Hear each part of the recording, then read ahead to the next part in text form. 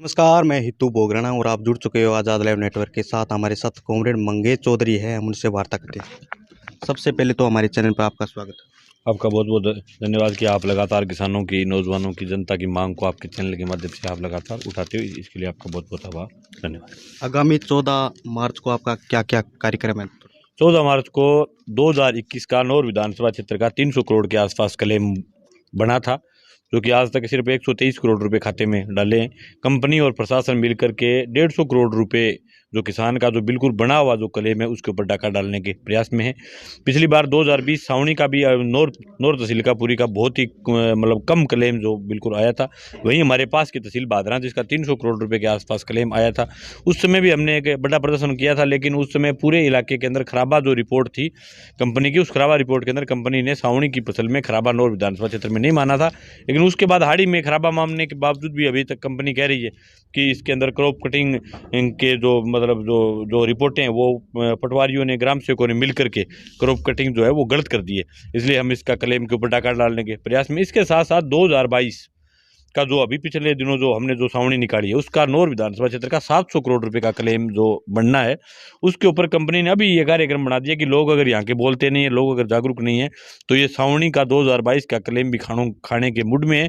हमने कार्यक्रम रखा है कि कम से कम पूरी विधानसभा क्षेत्र से कम 4-5 हज़ार लोग आए, और जिससे बीमा कंपनी को, प्रशासन के दिमाग में ये बात बैठे कि यहाँ के लोग लड़ाकू हैं, यहाँ के लोग लड़ने वाले हैं। अगर किसानों के खून और पसीने की कमाई का एक भी पैसा अगर यहाँ का प्रशासन खाने का प्रयास करेगा तो हम आर पार की लड़ाई लड़ेंगे। तो अगर आपकी 14 मार्च को मांगे पूरी नहीं मानी जाती है तो आगे का क्या एक्शन? हमने आज तक मांगे, लोग अगर आगे खूब तो मांगे माननी पड़ेगी। 2019 तक हमने नौर विधानसभा क्षेत्र के अंदर 2000 करोड़ रुपए प्रति मतलब अलग अलग साल के हिसाब से टोटल 2000 करोड़ रुपए हमने खातों में दिलवाए। 2019 में कंपनी ने नौर विधानसभा क्षेत्र के किसानों के 10 गांवों को टाल करके उन्होंने प्रयास किया था कि हम शुरुआत करते हैं पैसे खाने की। तो 10 गांव जैसे मतलब भगवान देदास टोपरिया और ये जो गांव अपने जो उनको उन्होंने कहा था कि इन गांवों की क्रॉप कटिंग गलत हुई है। उस समय हमने 88 दिन तक लड़ाई लड़ते हुए कंपनी के खाए हुए 92 करोड़ रुपए की अड्डकार गिरवाई थी। अब अगर लोग आ गए तो कंपनी से उल्टी गिरवा देंगे, लोग ही नहीं आए तो भी कंपनी जाने लोग जाने। अलग अलग पार्टियों के लोगों का कहना है कि कॉमरेड मंगेश चौधरी राजनीति कर रहे हैं।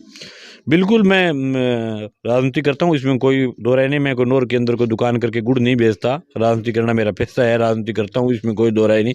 लेकिन जनता की मुद्दों को लेकर के अगर लड़ाई लड़के कोई राजनीति करे तो कोई बुरी बात नहीं। बाकी जो लोग हैं जो सिर्फ विधानसभा चुनाव में मुंह उठा करके घर से नहा धो करके निकलेंगे, लोगों को कहेंगे कि आप हमें वोट डालिए। मैं तो 5 साल तक किसान के परिवार में पैदा हुआ हूँ। 5 साल किसानों की समस्याओं के लिए, किसानों के बीच में रहता हूँ, किसानों की लड़ाई लड़ता हूँ। और मैं खुले तौर पर मैं बात कहता हूँ कि हमने हमारी लड़ाई के दम पर, आप जिसको राजनीति कह रहे हो, जनता की लड़ाई के दम पर हमने हजारों ऐसे काश्तकार है जिनकी जमीन नीलाम होने से बचाई है। मैं पिछले विधानसभा चुनाव में आपके इसी चौपाल में मैं एक वादा करके गया था कि मैं दूसरे नेताओं की तरह झूठी बात तो नहीं करता, लेकिन एक वादा आपके बीच में करके जा रहा हूँ कि पूरी विधानसभा क्षेत्र में एक भी किसान की जमीन नीलाम नहीं होने दूंगा केसीसी की वजह से। आज तक 1 इंच नौर विधानसभा क्षेत्र की जमीन नीलाम नहीं होने दी। 2000 करोड़ रुपए किसानों के खातों में आए, जिससे बहुत सारे किसानों की जमीनें नीलाम होने के कगार पर जाने से बची है। और अगर इसको आप राजनीति कहते हो तो लोगों के लिए लड़ना अगर राजनीति है तो मैं ऐसी राजनीति करता हूँ और करता रहूंगा, इसमें कोई दो राय नहीं। हालांकि ये लोग मेरे लिए ये भी कहते हैं कि इनको चुनाव लड़ना है, इसलिए जनता की बात करते हैं। नौर विधानसभा में आज़ादी के बाद बहुत सारे लोगों ने चुनाव लड़े हैं, बहुत सारे लोग हारे हैं, बहुत सारे लोग जीते हैं। ऐसे कितने लोग हैं जो जनता के बीच में रह के जनता की लड़ाई लड़ने के बाद चुनाव लड़े, चुनाव जीते। हम तो जनता के बीच आकर के लड़ाई लड़ रहे हैं। इसको कोई राजनीति माने तो इसमें कोई दो राय नहीं। राजनीति करता हूँ, चुनाव लड़ूंगा, इसमें कोई दो राय नहीं।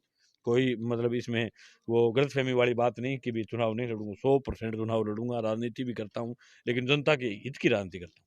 कल 5 राज्यों के नतीजे आए हैं चुनाव के, इसके बारे में थोड़ा।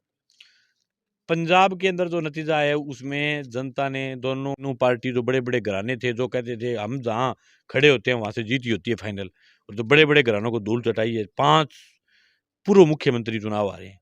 जनता सब है किंग पीम थी 50 के। अब बात पंजाब का चुनाव हो तो अब बात आई है यूपी का और उत्तराखंड का। वहाँ का जो चुनाव है, चुनाव में बहुत सारे जनता के योगी जी के शासन के अंदर कुछ न कुछ खूबियां रही है। इसी कारण जनता ने उनको मतदान किया, क्योंकि वहाँ पहले गुंडागर्दी थी, यूपी में बदमाशी थी। तो योगी एक संत टाइप का आदमी था, उसने ठीक शासन किया होगा, इसीलिए जनता ने उनको चुना है। लेकिन असली पूरे हिंदुस्तान को देखने वाला जो रिजल्ट है वो पंजाब का है, जिसने दोनों पॉलिटिकल पार्टियों को, जो दोनों बड़ी राजनीतिक पार्टी थी, उनके घरानों को, दोनों नहीं तीनों, वहाँ लोकल और पार्टी थी एक, वहाँ की लोकल की बादल परिवार की, 93 साल का बादल जो लंबी सीट से लगातार जीतता था, आज तक अभी 9 बार एमएलए रहा, जनता पीमठी बजा दी बिंगी बादल की। चन्नी 2 जगह से मुख्यमंत्री का चुनाव लड़ा, दोनों जगह जनता रगड़ दियो। बिंग बात के एक वो उप मुख्यमंत्री जो बादल को छोड़ो, उसको चुनाव अब हरा दिया। एक ये जो ये सिद्धू है, सिद्धू को चापू चेप दियो। एक बिंगो बदला को साड़ो मजीठियो, बिंगो चापू चेप दियो। तो लोग सलाह कर लेने क्यों किन्हीं रगड़ सके। और ये बैम में नहीं रहना चाहिए हिंदुस्तान में कि हरिद्वार सीट बाप दादा की होगी, अट जनता की कर सके। भी चुनाव मन प्रेरणा मिली है कि कांटो मेरो भी काट सके लोग कभी, ठीक है। यहाँ के किसान बादरा विधायक बलवान पुनिया से काफी नाखुश है, इसका कारण?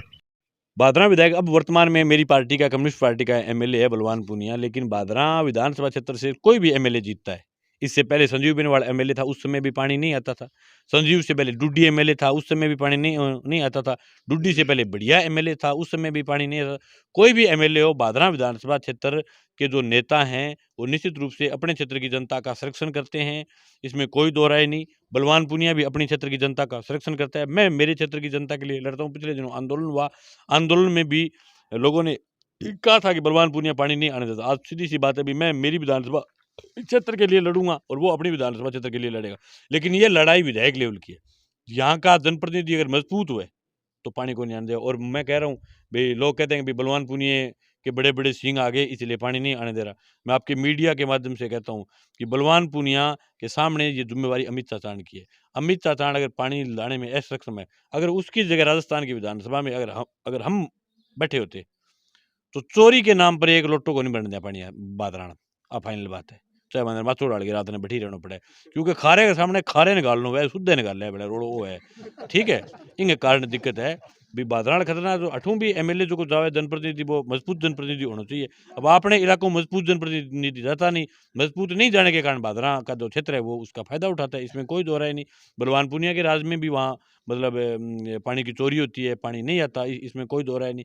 लेकिन वो अपनी विधानसभा क्षेत्र तक अपनी जनता के लिए बोलता है। अपने अपने इलाके के लोग हैं तो हम अपने इलाके के लिए बोलें, इसमें कोई दो राय नहीं। तो जगह दिन नंबर आओगो भी बताऊंगा भी पानी चोरी को करो, पानी चोरी नहीं होने देंगे। लेकिन यहाँ के लोगों के लिए मेरा ये है कि राज किसी का है, चाहे मेरा राज हो, चाहे दूसरे का राज हो, चाहे मैं एमएलए जीता हुआ हूँ, कोई और एमएलए जीता हुआ हो, सरकार किसी की हो, जनता को हक तभी मिलता है जब जनता बोलती है। अगर लोग लड़ना बंद कर देंगे तो चाहे मैं एमएलए हूँ, वो काम नहीं होंगे। लोगों को एकजुट होना जरूरी है। एकजुट नहीं हुए तो क्यों कोई कहना। कल परसों से पहले अपने पूरे 14 गांव के किसान 10 साल से लगातार लड़ाई लड़ रहे थे कि हमारे इलाके को सिंचित किया जाए। आज नौर और बादरा के दोनों एमएलए, बादरा के भी उसमें 14 गांव थे, दोनों एमएलए को मजबूती से राजस्थान की विधानसभा में बोलना पड़ा, नहर लेके आनी पड़ी। लेकिन ये इसके लिए स्पेशल जनप्रतिनिधियों को मतलब उसका हम श्रेय नहीं देना चाहते। उसके लिए असली हकदार श्रेय की वो जनता है उस क्षेत्र की, जो का कितना दिन तक मैं भी उसके अंदर 7 दिन तक टंकी पर रहा था।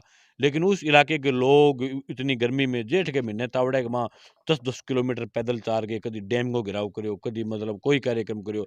जब भी वहाँ की संघर्ष समिति कहती थी, लोग उस क्षेत्र के आते थे, लोग लड़े, लोगों ने मुद्दे को जिंदा रखा, इसलिए लोग आखिर में जीत गए। अगर लोग ही नहीं बोलते तो मैं ये मानता हूँ कोई नेता भी नहीं बोलता। अब इस क्षेत्र के किसानों के लिए जरूरी बात यह है कि आपको मजबूती के साथ पानी के लिए लड़ना चाहिए, एकजुटता, चाहे किसी राजनीतिक पार्टी के लोग बाग बुलाए। मैं तो आकूँ जनता की बात खतरा है, मटोरियो बुलाना खतरा है तो भी जाओ, चाचान बुलाने के लिए आए तो भी आप जाइए, मंगेश बुलाने के लिए तो भी आए।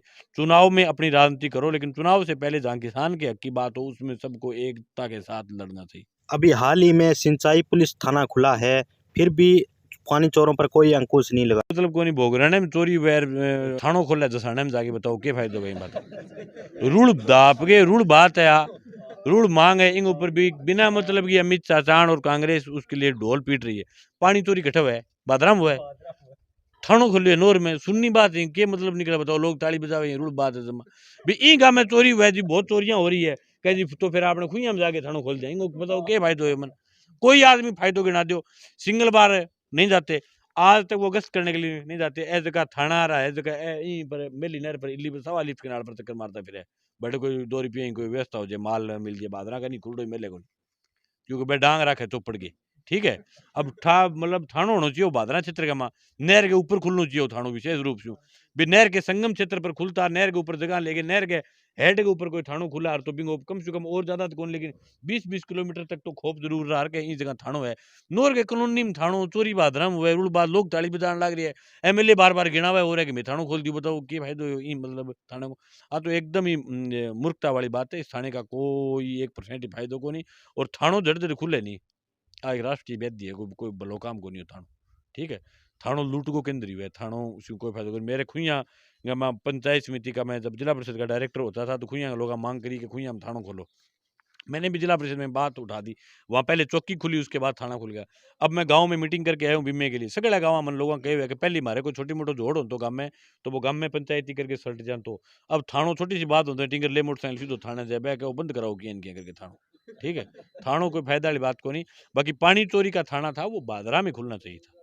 वहां चोरी पर अंकुश लगता ये सिर्फ ड्रामेबाजी का कार्यक्रम है वहां से स्टाफ हटा करके 5-4 यहाँ लगा दी इसका क्या फायदा हो 14 मार्च के लिए ये अपील है कि प्रत्येक गांव से 100 किसान कम से कम घरों से निकल करके फसल बीमा क्लेम के मुद्दे को लेकर नहरों में पूरे पानी के सवाल को लेकर के जनता अपने हक की बात को लेकर के नोर में आए और निश्चित रूप से जनता अगर आएगी तो निश्चित रूप से जीत होगी हालांकि बीमे के सवाल को लेकर के भादरा का विधायक बलवान पुनिया भी राजस्थान की विधानसभा में उन्होंने मजबूती के साथ बीमे की बात को रखा है वो बीमे को समझते हैं लेकिन वो विधानसभा में बोल सकते हैं लेकिन सड़क पर लड़ाई जनता को लड़नी पड़ेगी अगर हम लड़ेंगे तो निश्चित रूप से जीत होगी 14 को ज़्यादा से ज़्यादा संख्या में आप आए और आपके चैनल ने आपके गांव में यहाँ आपके चैनल के माध्यम से जनता तक बात जो पहुंच रही इसके लिए आपके पूरे चैनल को और आपकी पूरी टीम को बहुत बहुत